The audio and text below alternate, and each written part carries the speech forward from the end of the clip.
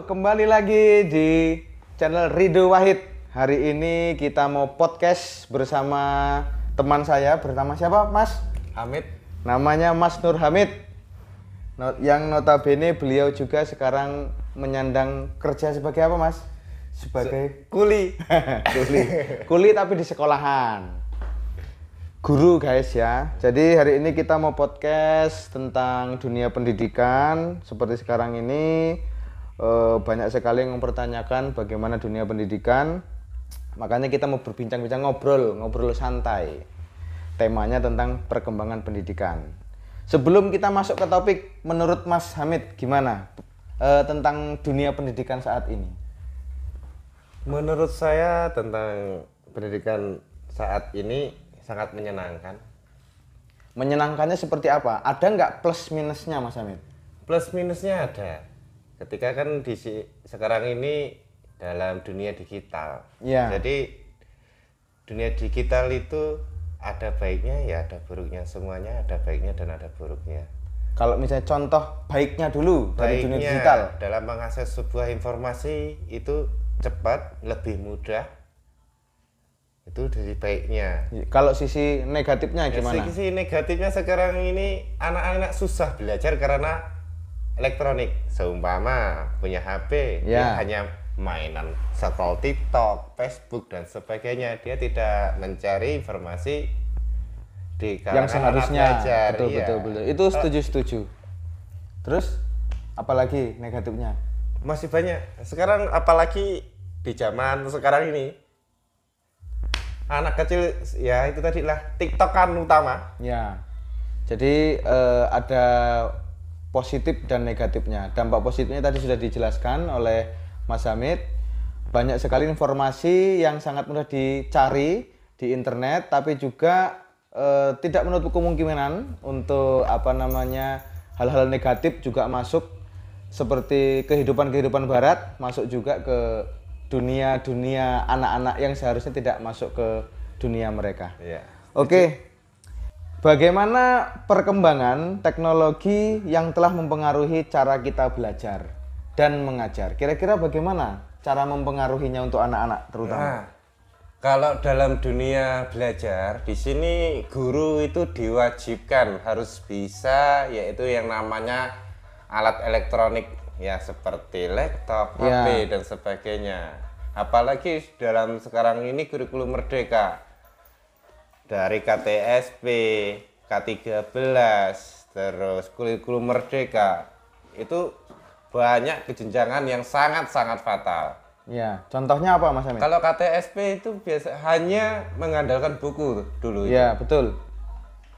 K13 sudah mulai internet tapi tidak separah kurikulum merdeka. Ibaratnya sekarang guru dalam kurikulum merdeka itu masuk kelas bukan hanya bawa tas, tapi sudah bawa laptop, bawa alat pengeras, terus bawa proyektor. Nah, itu yang dibawa dalam kelas.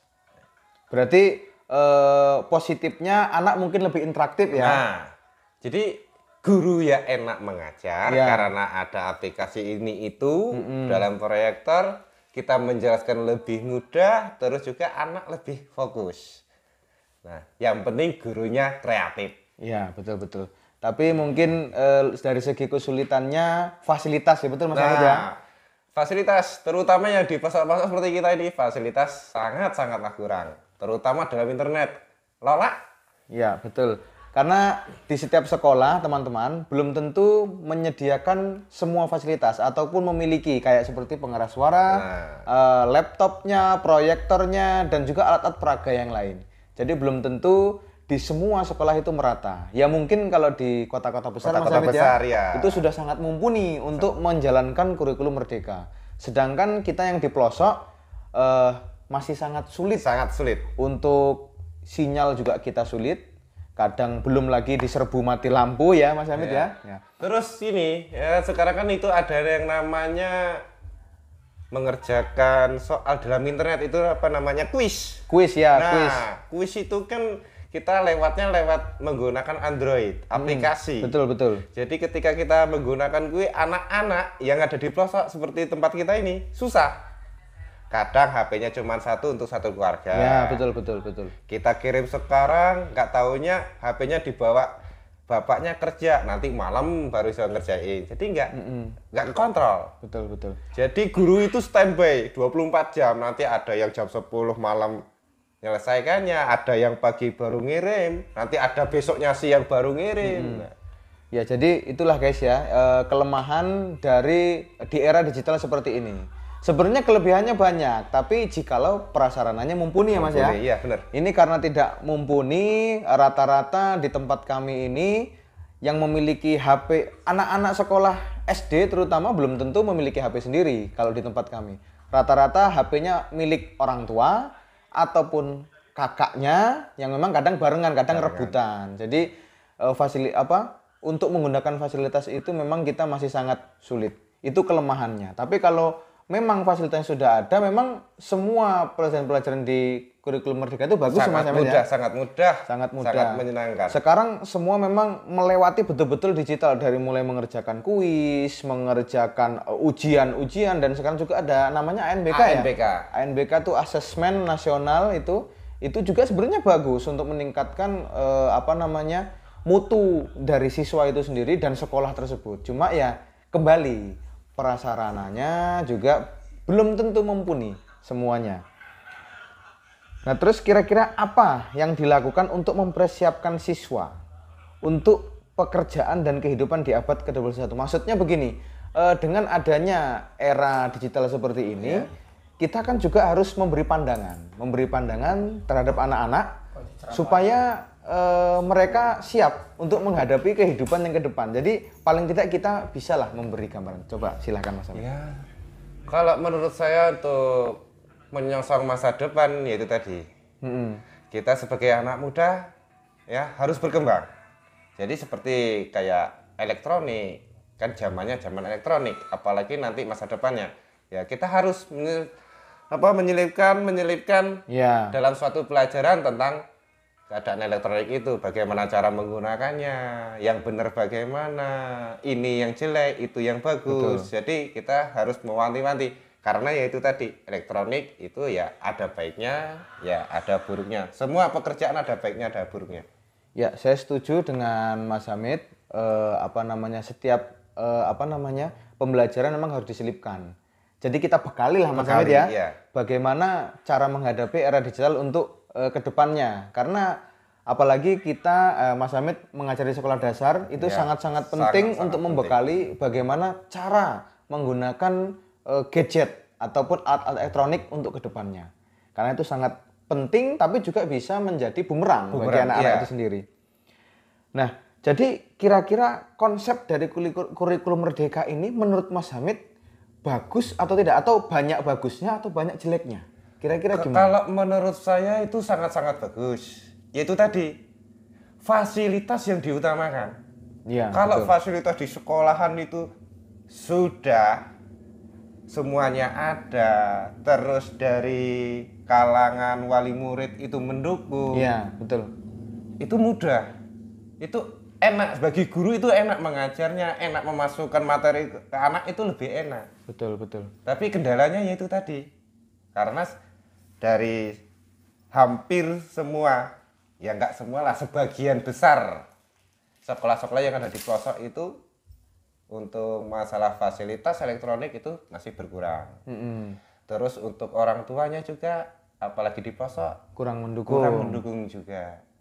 Ketika kita terus masalah orang tua wali tentang elektronik itu juga kurang menguasai. Betul, Ketika betul. kita memberikan lewat grup WA, nanti orang tuanya bingung, Pak ini gimana cara ngerjainnya, Pak gimana cara memasukkannya. Nah, itu dari orang tua. Oke, jadi saya juga setuju inti ataupun konsep dari kurikulum Merdeka itu sudah bagus. Cuma ya itu tadi, kekurangan dari sekolah-sekolah tersebut yang pertama mungkin sarananya ya Mas Ahmad ya. Kalau sarananya sudah bagus, selanjutnya adalah orang tua. Nah, jadi yang sering kita temui adalah orang tua itu bukan kita bilang kurang mendukung, tapi mungkin mereka karena kurang paham dengan teknologi, jadi akhirnya kesannya kurang mendukung. Ya gitu Mas Hamid Iya, ya. benar-benar. Jadi yang seharusnya contoh kecilnya anak itu seharusnya mengerjakan soal melalui handphone ataupun HP ya, HP yang ada di rumah, itu mereka membutuhkan kuota. Nah, karena minimnya literasi atau minimnya pengetahuan dari orang tua itu sendiri, mereka nggak mau membelikan kuota. Untuk apa? Belajar kok pakai HP. Orang tua berpikir pada zaman dahulu kalau misalnya sekolah ya sama gurunya aja. Begitu Mas Hamid ya. Dan jadi banyak tuntutan juga dari orang tua. Nah inilah PR dari Mas Hamid, terutama sebagai guru di sekolah dan juga kepala sekolah di sekolah untuk menyediakan prasarana dan juga mensosialisasi. Jadi memang kurangnya sosialisasi itu yang membuat jadi kadang-kadang mereka berpikir sekolah sekarang ini semakin rumit. Sebenarnya semakin mudah. Ya Mas Hamid ya. Semakin mudah. Karena mereka mungkin kurang sosialisasi masalah teknologi, jadi ya mungkin terkesan sulit, semuanya sulit, yaitu mungkin kekurangannya di situ tentang konsep kurikulum merdeka. Ya gimana orang tua tidak merasa sulit karena ketika kita lewat handphone, nah itu kan yang mengajari kan orang tua, yang membimbing orang tua. Ya betul. Orang tuanya kerepotan, makanya wah aneh iki Pak Guru ini. Ya betul. Setuju. Itu. Memang kadang-kadang seperti itu, kita sudah membuat WA group di setiap kelas. Ketika memberikan tugas, orang tuanya bingung. Orang tuanya bingung gimana mau ngajarin anaknya, sedangkan orang tua itu guru pertama di rumah. Kalau guru di sekolah itu sebenarnya guru kedua. Guru pertama itu orang tua. Jadi kadang-kadang orang tua itu ada yang salah paham. Anaknya pasrahkan saja ke sekolah. Padahal di sekolah itu jam waktu belajar hanya paling maksimal 2-3 jam. Itu maksimal. Kalau full day, taruhlah full day sekitar 4 jam lah. Itu yang efektif ya. Sisanya kan istirahat, bermain, dan lain sebagainya. Nah itu, jadi mereka berpikir guru di sekolah itu bisa mencakup semuanya. Sedangkan guru itu perlu berkoordinasi ataupun bekerja sama dengan orang tua. Nah itulah karena sekarang ada teknologi, menggunakan WA, jadi kita berkoordinasi melewat WA, bagaimana perkembangan anaknya, bagaimana perkembangan anaknya ketika mengerjakan tugas, kurangnya apa. Nah disitulah ini ya, karena memang kurangnya dengan pengetahuan teknologi tadi, digital, jadi ya kesannya guru mempersulit. Nah seperti itu Mas Hamid ya, kurang lebihnya seperti itu. Nah kira-kira ada kesulitan nggak ketika mengajari anak-anak kurikulum merdeka untuk menyambungkan kepada lingkungan? Kira-kira ada kesulitan nggak Mas Hamid? Dengan materi-materi, dengan konsep-konsep kurikulum merdeka ini? Kalau konsep-konsep kurikulum merdeka, kita kan di sini itu mengajarkan anak yang lebih kreatif. Ya. Nah, kalau dulu itu kan guru yang kreatif. Iya, betul. Menuntun, mengajak anak. Tapi sekarang kan tidak. Anak dulu yang berbuat, kita bimbing. Anak yang menemukan, kita bimbing. Seumpama di situ ada pembelajaran tentang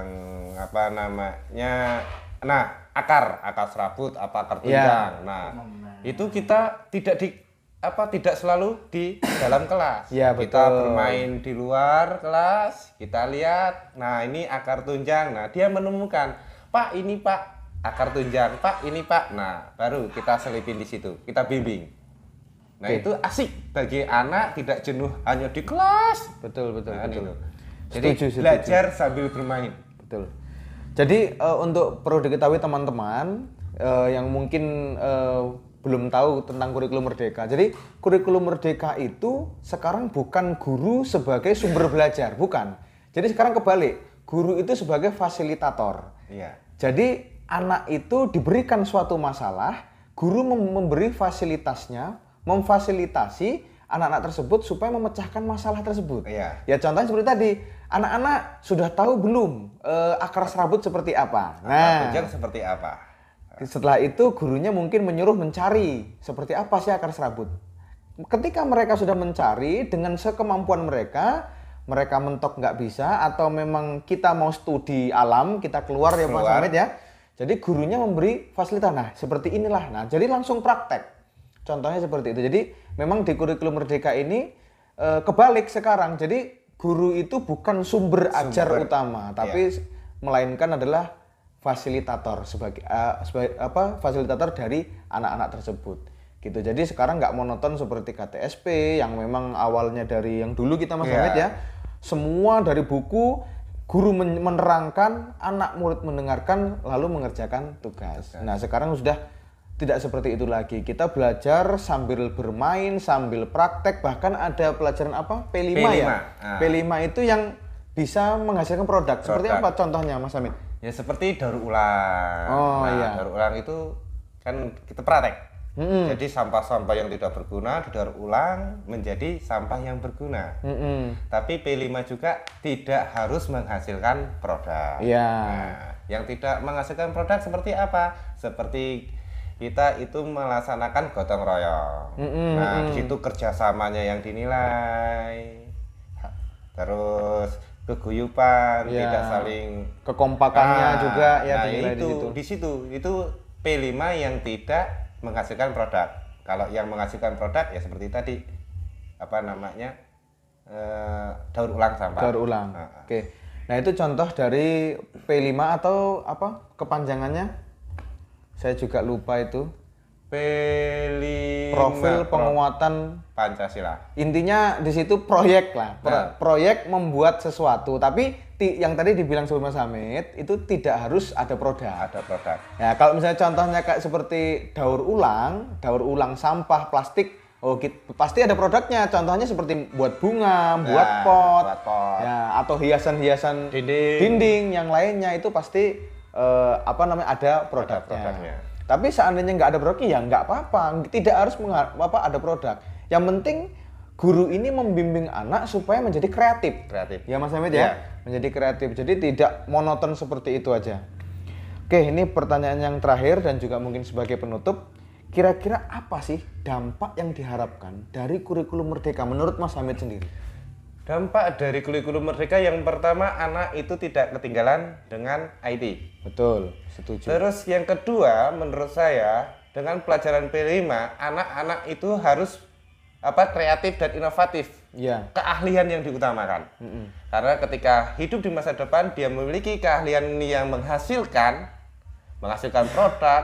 Nah, itu bisa hidup di situ walaupun jenjangnya tidak tinggi. Betul. Terutama adalah skill individu yang bisa dijual. Jadi itulah kira-kira menurut Mas Hamid pribadi, bukan menurut dari menteri ya. Ini khusus pribadi saya. Ini opini pribadi dari Mas Hamid karena yang sudah melaksanakan kurikulum Merdeka. Itulah kira-kira jadi yang diharapkan, yang terutama melek IT ya Mas Hamid ya. IT untuk mengerti era digital karena kita mungkin kedepannya kertas sudah tidak ada lagi. Jadi bagaimana cara menggunakan gadget dengan baik dan benar, tidak disalahgunakan. Dan juga mereka tidak ketinggalan zaman lah. Jadi apapun beritanya, apapun perkembangannya mereka bisa mengikuti. Oke, mungkin itu saja. Terima kasih Mas Hamid sudah berbincang-bincang malam ini. Ketemu lagi di video-video selanjutnya. Jangan lupa kalau memang suka dengan video ini silahkan like dan share di bawah. Share di video ini, komen di bawah. Jangan lupa juga subscribe. Oke, terima kasih. Wassalamualaikum warahmatullahi wabarakatuh. Waalaikumsalam warahmatullahi wabarakatuh.